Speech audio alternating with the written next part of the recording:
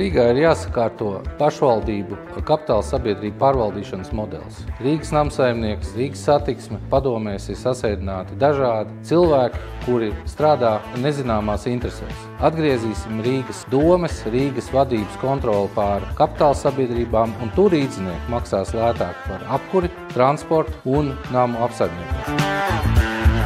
Es panākšu to, ka Rīgā atgriezīsies iedzīvotāji, ielās būs redzamas ģimenes ar bērniem.